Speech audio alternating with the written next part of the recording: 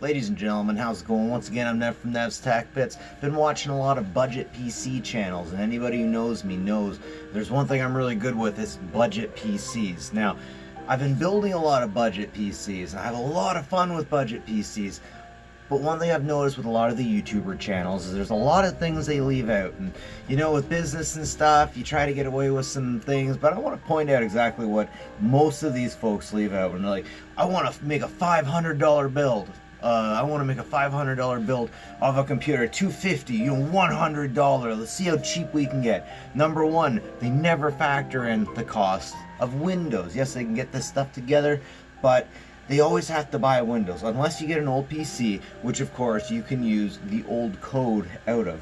But if you're building a PC from scratch, especially if you're building a PC from scratch, you absolutely need to go out and get a Windows code. There's different ways you can get it, but if you have a pre-built system, you're generally okay. But if you're building a system, and they never say that you need to get a Windows code, and I think those are about $150 right off the hop. Anybody talking about making a build more than $150, $150 right there, you got Windows, and that's it.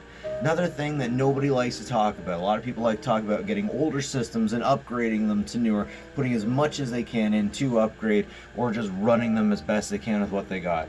Antivirus, all these benchmarks you got, all of this stuff running. How's it gonna run when you got your antivirus on there? And man, some of these antiviruses are like miniature operating systems. They just do so much in the background. But I would definitely recommend always having an antivirus. Yes, Windows Defender is there, and yes, Windows Defender is somewhat capable.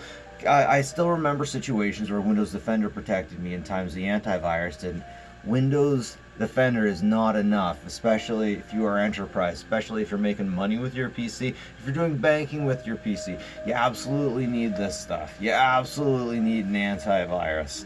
And last up, hard drives. Having a good hard drive means a lot. I see a lot of these tech YouTubers, they're throwing around numbers like $20 for a hard drive. That's like ADATA. I'm not sure about ADATA. I'm not saying that they're a bad group. I'm just not saying that they're a group I even know anything about at all. So I'd rather stick with Kingston. I know it's the devil, I know. And of course you're supposed to get hard drives with oh shoot, that's NAND flash RAM, something like that.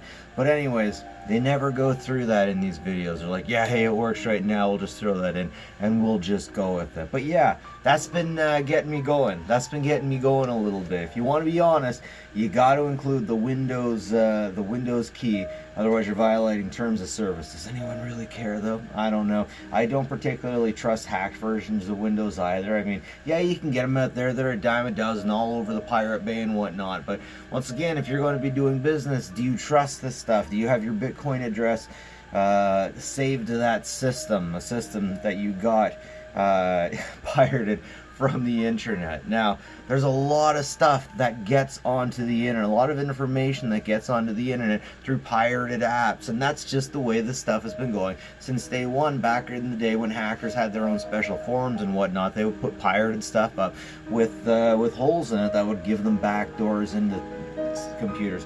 Has it happened? Can it happen? You know, I don't know. I'm not going to push those numbers around. I don't know, but it's just something I avoid.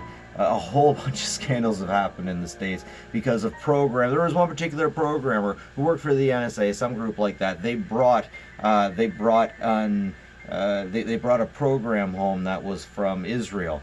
It was an Israeli thing. His antivirus caught it, and this made a huge incident. Their antivirus caught it, and since and the antivirus is like, this looks like a virus, so they take it and it goes back to the antivirus headquarters. Antivirus headquarters was Kaspersky in Russia. Now Russia had an underground secret Israeli program. So Israel hacks Russia and finds out that they have this thing, and all of a sudden Kaspersky is not available anymore. You can't have Kaspersky in the US, I should say, and they make a damn fine antivirus, I gotta say. Before all this happened, I used to tell people, you don't mind pouring money into it, get Kaspersky. But now we can't do that anymore.